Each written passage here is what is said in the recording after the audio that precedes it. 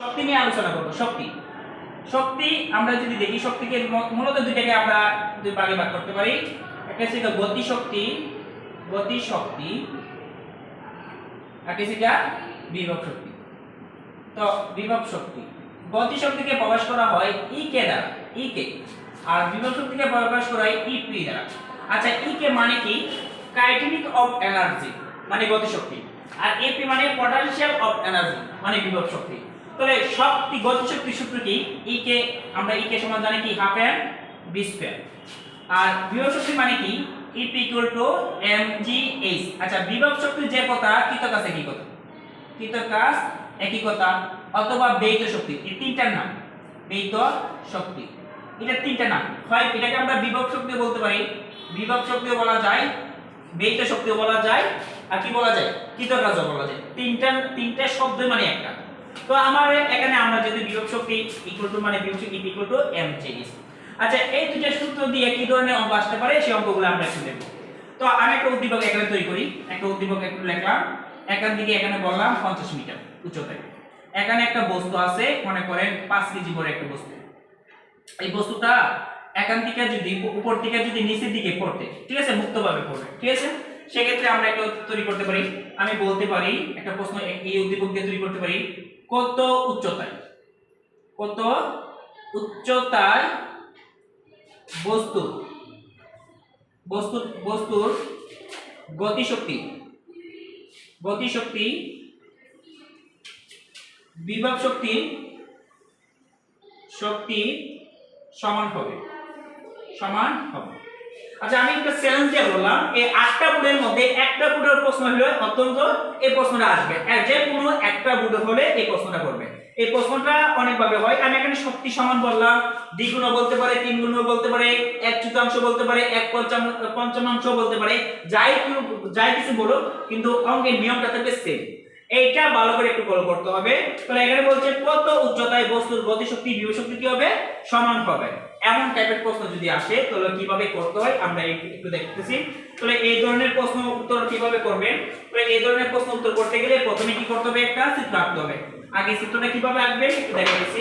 যেহেতু আমার কি ছিল 50 মিটার উচ্চতা ছিল, 50 মিটার উচ্চতা ছিল, 50 মিটার উচ্চতা, কারণ আমার কাছে যেরকম বলছে কত উচ্চতায়, দড়ি x উচ্চতায়, এই টোটালটা ছিল আমার 50 মিটার। দড়ি x উচ্চতায়, কত উচ্চতায়? x উচ্চতায় বস্তুটির গতিশক্তি বিভব শক্তি কি হবে? সমান হবে। এই কথাটা আমরা লিখতে হবে। দড়ি x মিটার উচ্চতায় ভূমি থেকে, কই থেকে? ভূমি থেকে। সবসময় ভূমি চিন্তা করতে হবে। এই অঙ্কের ক্ষেত্রে সবসময় ভূমি চিন্তা করতে হবে। দড়ি 1 মিটার উচ্চতায় ভূমি থেকে পরে লেখার পরে এখান থেকে লিখতে হবে গতি শক্তি কি হবে? বিভব শক্তি সমান হবে। ভূমি থেকে বস্তুর গতি শক্তি বিভব শক্তি কি হবে? বিভব শক্তি সমান হবে। কি হবে? সমান হবে। তো আমার কি, যদি আমি এটা যদি আমি অপোজিটে a বিন্দু দিলাম, এটা b বিন্দু দিলাম, এটা c বিন্দু, তাহলে আমরা বলছি a বিন্দু থেকে x মিটার উচ্চতায় b বিন্দুতে কি হবে? গতিশক্তি বিভব শক্তি কি হবে? সমান হবে। আচ্ছা, ab যদি x হয় তাহলে আমার bc কত হবে? 50 - x হবে। একটা জিনিস মাথায় রাখতে হবে, নোট, এই নোটটা সবচেয়ে ফলো করতে হবে। মাথায় রাখতে হবে গতিশক্তির ক্ষেত্রে আমার গতিশক্তি কিন্তু উপর থেকে নিচে চিন্তা করতে হবে। এই কথাটা কিন্তু ভালো করে ফলো করতে হবে। গতিশক্তির ক্ষেত্রে উপর থেকে নিচে ফলো করতে হবে। আর বিভব শক্তির ক্ষেত্রে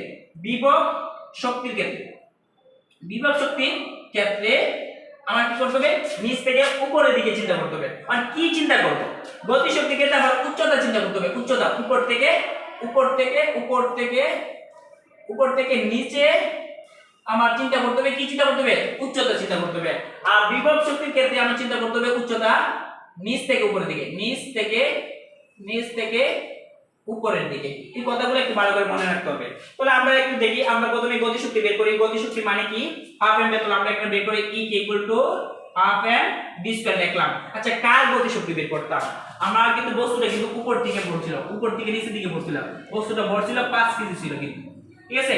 যদি আমার 5 কেজি বস্তু উপর থেকে নিচে পড়তেছে, তাহলে আমার BC উচ্চতা বের করতে হবে। তাহলে আমার কি করতে হবে? C বিন্দু থেকে B বিন্দু গতিশক্তি। তাহলে আমরা এখানে লিখতে পারি C সি বিন্দু থেকে বি বিন্দু, আমরা বি বিন্দু কাজ করতেছি, ঠিক আছে, গতিশক্তি বের করতেছি। সি বিন্দু থেকে বি বিন্দুর গতিশক্তি equal to half M V square.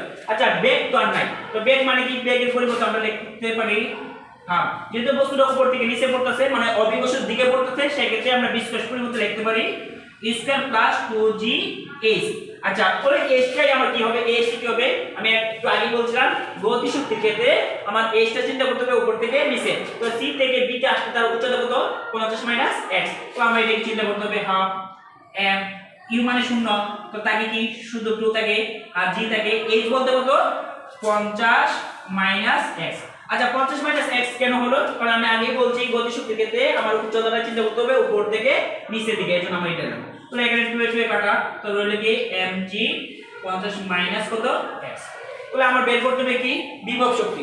তাহলে বিভব শক্তি বলতে আমরা যদি বের করি, বিভব শক্তির কাজ যদি করি, তাহলে বিভব শক্তি কি হবে, বিভব শক্তি মানে কি, বিভব শক্তি মানে কি E mgh।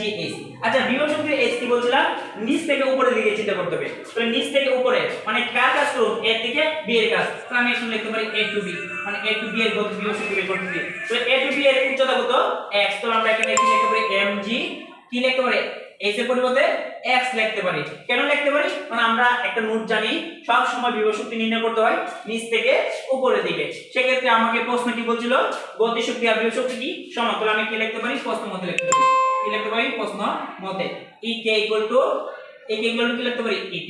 আচ্ছা অনেক স্টুডেন্টরা ওই জায়গাটা গিয়ে ঝামেলাটা হয়, তাহলে এখানে কি এই জায়গা কিভাবে ঝামেলাটা হয়, এখানে চিন্তা করে গতি শক্তি বিভব শক্তির সমান, আমি যদি বলতাম গতি শক্তি বিভব শক্তি দ্বিগুণ, এই দ্বিগুণটা কার সাথে হবে, কি গতি শক্তি হবে সাথে হবে নাকি বিভব শক্তির সাথে হবে। সব স্টুডেন্টের জন্য আমি বলি মাথায় রাখতে হবে লাস্টে যা থাকবে, লাস্টে যে শব্দটা থাকবে, লাস্টে যদি বিভব শক্তি থাকে তাহলে বিভব শক্তির সাথে গুণ হবে, আর লাস্টে যদি গতি শক্তি থাকে তাহলে গতি শক্তির সাথে গুণ হবে।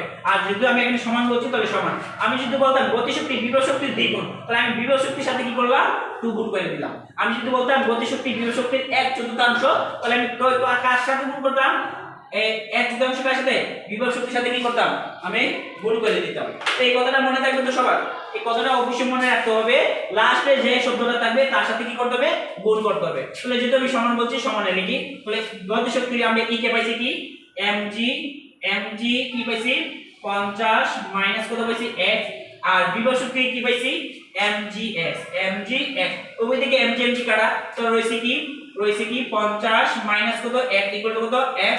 তো আমি একটু মুছে দেখি নিচের দিকে লিখি, তাহলে আমরা এখানে কি লিখতে পারি, এখানে মাইনাস দিকে গেলে প্লাস হবে 50 ইকুয়াল টু 2x, তাহলে x ইকুয়াল টু কত আসে 25 মিটার। সুতরাং আমি কি বলতে পারি, তাহলে x 25 মিটার উচ্চতা, ভূমি থেকে 25 মিটার উচ্চতায় বস্তুর গতি শক্তি বিভব শক্তি কি হবে সমান হবে। বল রেখে দে।